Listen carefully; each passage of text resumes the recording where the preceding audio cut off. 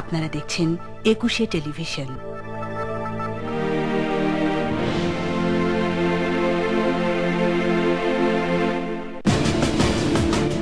রাজধানীর শাহবাগে পাল্টাপাল্টি সমাবেশের পর গণজাগরণ মঞ্চের দুই গ্রুপের সংঘর্ষ, আহত বেশ কয়েকজন। রাজধানীর তুরাগ থেকে জেএমবির ভারপ্রাপ্ত আমির সহ 7 জন গ্রেপ্তার, নাশকতার পরিকল্পনার কথা জানালো পুলিশ, 4 দিনের রিমান্ড। পথে পথে চাঁদাবাজি, এবারও কোরবানির পশুর দাম বাড়ার আশঙ্কা, বাসে বাড়তি ভাড়া নেওয়ার অভিযোগ ঘরমুখো মানুষের।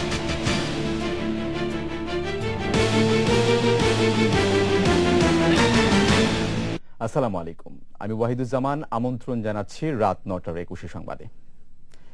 রাজধানীর শাহবাগে গণজাগরণ মঞ্চের পৃথক দুই গ্রুপ ও পুলিশের মধ্যে ত্রিমুখী সংঘর্ষে কমপক্ষে 10 জন আহত হয়েছে। শুক্রবার সন্ধ্যায় এই সংঘর্ষ হয়। এ সময় পুরো এলাকায় উত্তেজনা ছড়িয়ে পড়ে। পরিস্থিতি নিয়ন্ত্রণে আনতে পুলিশ লাঠিচার্জ করে। আহতদের ঢাকা মেডিকেল কলেজ হাসপাতালে নেওয়া হয়েছে। আহমদ অনিকের রিপোর্ট। শুক্রবার বিকেলে রাজধানী শাহবাগ প্রজন্ম চত্বরে মানবতা বিরোধী অপরাধের দায়ে আমৃত্যু দণ্ডাদেশপ্রাপ্ত দেলাওয়ার হোসেন সাইদির ফাঁসির দাবিতে আলাদাভাবে সমাবেশ ও অবস্থান কর্মসূচি পালন করে গণজাগরণ মঞ্চের 3টি অংশ। সমাবেশের এক পর্যায়ে ইমরান সরকারের সমর্থকদের সাথে পুলিশের সংঘর্ষ হয়। পরে গণজাগরণ মঞ্চের অপর অংশ কামাল পাশা গ্রুপের সঙ্গে ইমরান গ্রুপের সংঘর্ষ বাধে।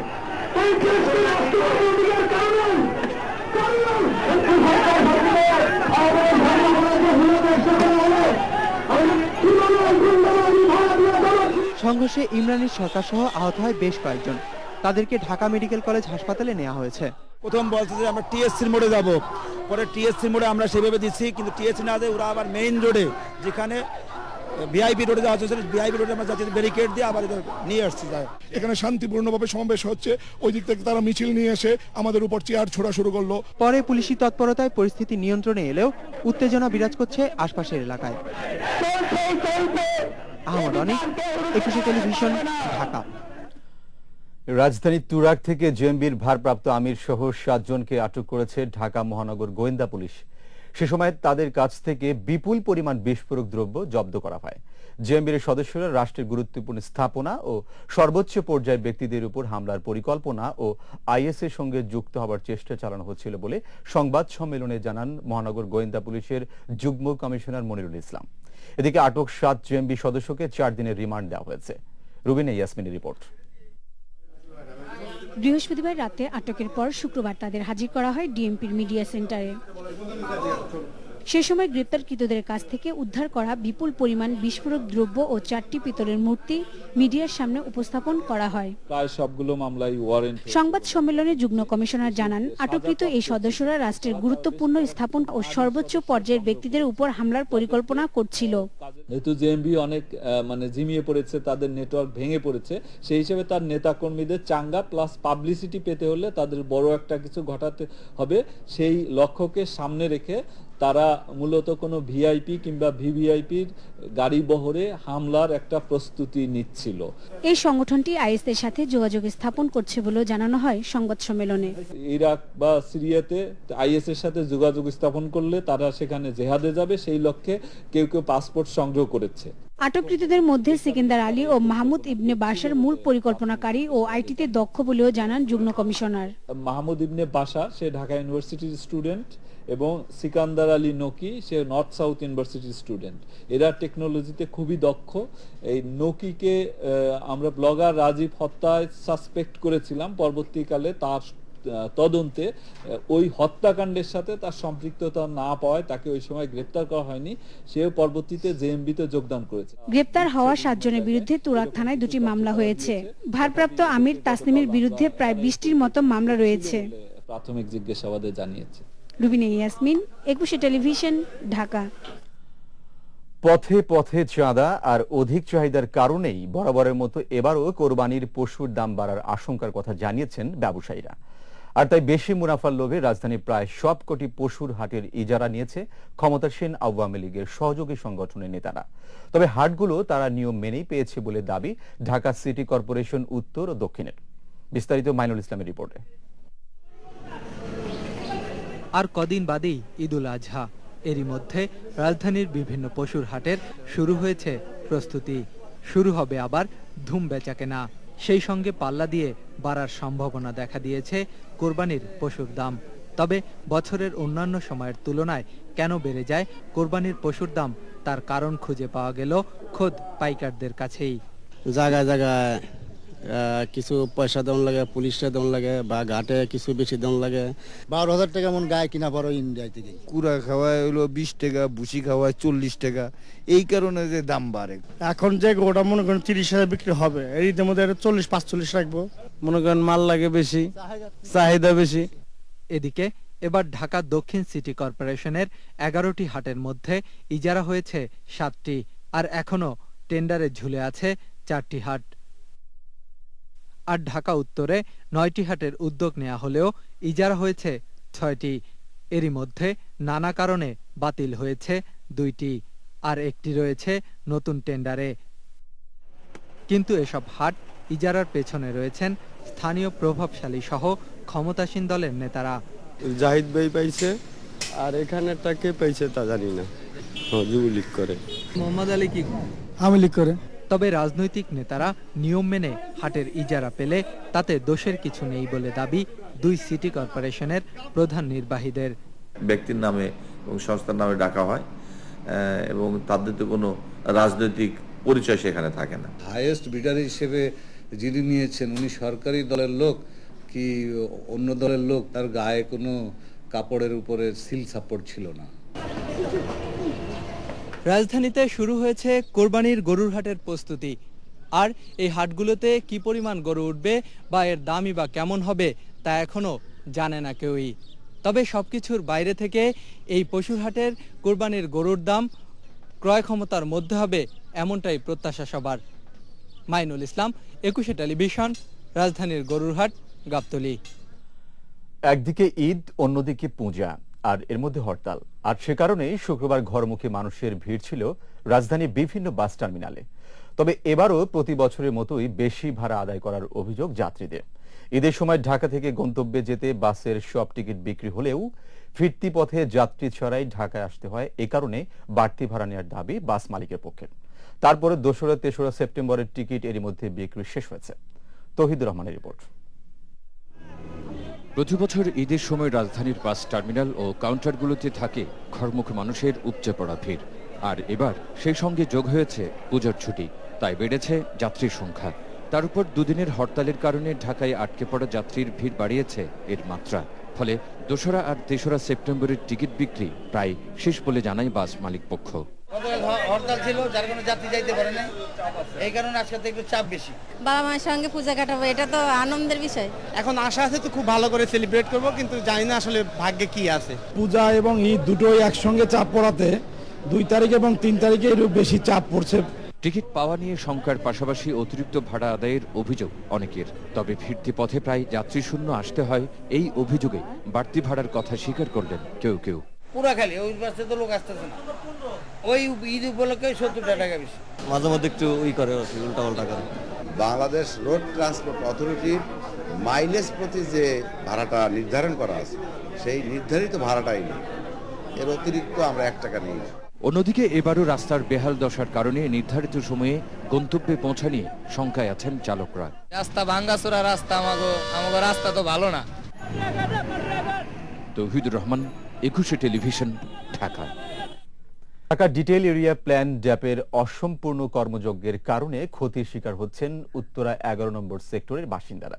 স্থানীয়দের দাবি, রাজুক আর ওয়াসার দ্বিমুখী পরিকল্পনার বেড়া জালে পড়ে হারাতে বসেছে স্বনামধন্য একটি কলেজের স্থায়ী ক্যাম্পাস ভূখণ্ড।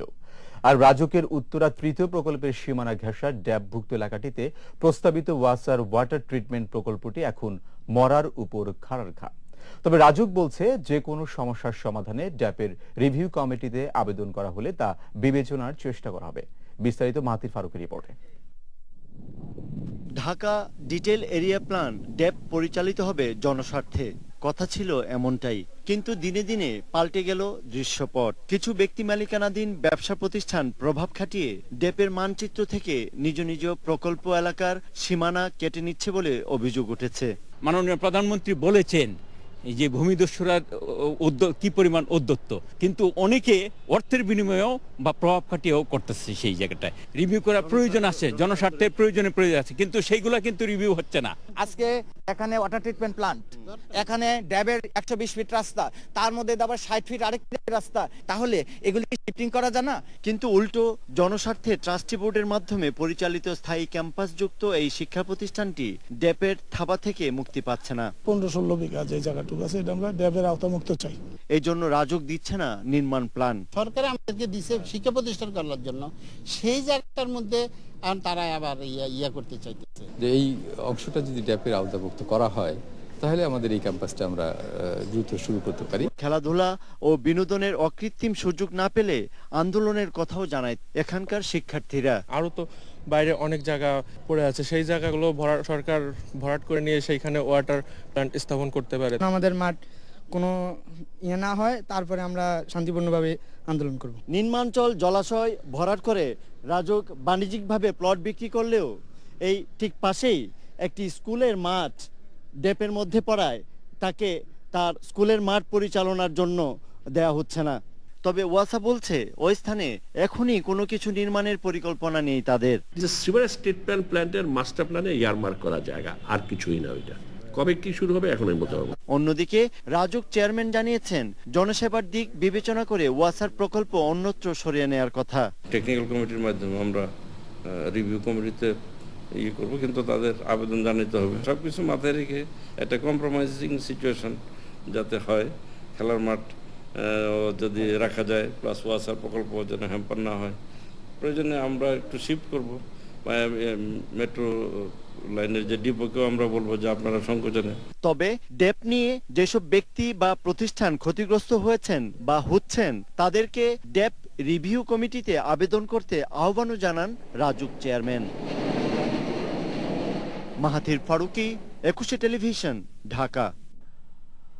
কমিটি গঠন নিয়ে অভ্যন্তরীণ কোন্দলের জোরে সিলেটের ছাত্রদলের দু গ্রুপের সংঘর্ষে কমপক্ষে 7 জন আহত হয়েছে। সে সময় ভাঙচুর করা হয় 3টি গাড়ি। শুক্রবার বিকেলে নগরের ইলেকট্রিক সাপ্লাই এলাকায় এই সংঘর্ষ হয়। স্থানীয়রা জানায়, জেলা ছাত্রদলের নতুন কমিটির সভাপতি সাইদ আহমদ দুপুরে মহানগর বিএনপির সাবেক আহ্বায়ক ডক্টর শাহরিয়ার হোসেনের বাসায় দেখা করতে যান। সে সময় ছাত্রদলের সাবেক সাধারণ সম্পাদক শফেক মাহবুব সহ নেতাকর্মীরা বাসাটি ঘেরাও করে রাখে। পুলিশ এসে তাদের সরিয়ে দিলেও পরে উভয় গ্রুপ সংঘর্ষে জড়িয়ে পড়ে। পরে পুলিশ এসে পরিস্থিতি নিয়ন্ত্রণে আনে।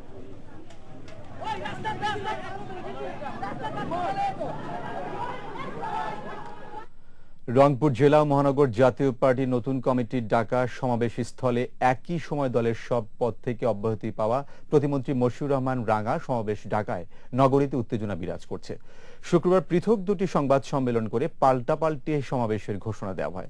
সকালে জাতীয় পার্টির চেয়ারম্যান HM এরশাদের পৈতৃক বাড়িতে আয়োজিত সংবাদ সম্মেলনে দলের সদস্য সচিব অভিযোগ করেন, 3 দিন আগে জেলা প্রশাসকের কাছে আবেদন করে পাবলিক লাইব্রেরি মাঠে সমাবেশ করার অনুমতি পান তারা, কিন্তু রাঙার সমর্থকরা একই স্থানে সমাবেশের ঘোষণা দিয়ে তাদের সমাবেশ পণ্ডু করার ষড়যন্ত্র করছে। অন্যদিকে দলের জেলা কার্যালয়ে পাল্টা সংবাদ সম্মেলন করে মশিউর রহমান রাঙার সব পদ ফিরিয়ে দেওয়ার দাবিতে সমাবেশের ঘোষণা দেয় তার সমর্থকরা। এস আলম গ্রুপ, বাণিজ্য সংবাদ।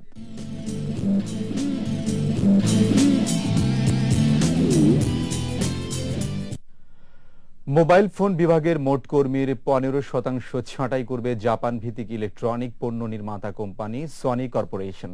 টানা লোকসানের কারণে কর্মী ছাঁটাইয়ের সিদ্ধান্ত নেওয়া হয়েছে বলে জানিয়েছে কর্তৃপক্ষ। সনির প্রধান নির্বাহী কর্মকর্তা কাজু হিরাই জানান, চলতি অর্থ বছরের শেষ নাগাদ এর ছাঁটাই করা হতে পারে। চলতি বছর জুনে মোবাইল ফোন বিভাগকে লাভের ধারায় ফেরাতে বেশ কিছু পদক্ষেপের কথাও জানান তিনি। এদিকে কম দামি ডিভাইসগুলোর আধিপত্যের কারণে সনির মতো নামি দামি স্মার্টফোন নির্মাতা কোম্পানি প্রতিযোগিতায় পিছিয়ে পড়ছে বলে মনে করছেন বিশ্লেষকরা। মডার্ন ডায়াগনস্টিক সেন্টার, আন্তর্জাতিক সংবাদ।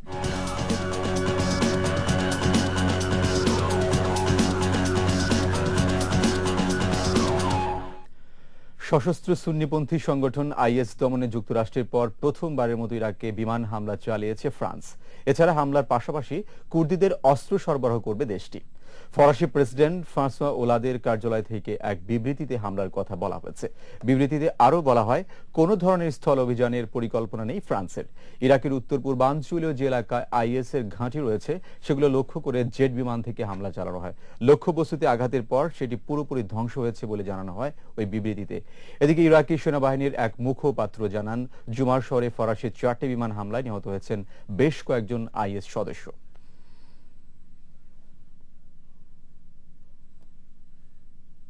এবার খেলার খবর।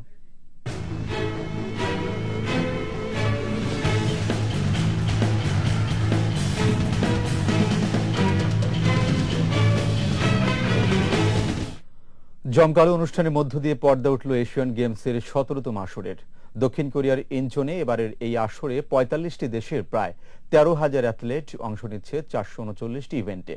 গেমস চলবে 4 অক্টোবর পর্যন্ত। আরো জানাচ্ছেন মমিন রহমান। হাজারো দর্শকের উপস্থিতিতে লেজার শো ও ক্লাসিক্যাল সঙ্গীতের মধ্য দিয়ে ওয়াসিও স্পোর্টস কমপ্লেক্স মেন স্টেডিয়ামে প্রায় 3 ঘন্টা জুড়ে চলে এশিয়ান গেমসের উদ্বোধনী অনুষ্ঠান। তৃতীয়বারের মতো এই গেমসের আয়োজক দেশটি উদ্বোধনী অনুষ্ঠানে ফুটিয়ে তোলে তাদের সংস্কৃতি আর ঐতিহ্য। তুলে ধরা হয় ইনচনের সাংস্কৃতিক ও বিভিন্ন ঐতিহাসিক নিদর্শন।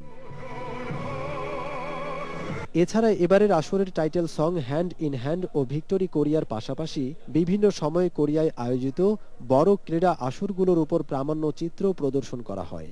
এরপর মার্চ পাস্টে অংশ নেয় প্রতিযোগী দেশের ক্রীড়াবিদরা। মার্চ পাস্টে বাংলাদেশের পতাকা বহন করেন সদ্য শেষ হওয়া কমনওয়েলথ গেমসে শুটিংয়ে রৌপ্য পদক জয়ী আব্দুল্লাহ বাকি।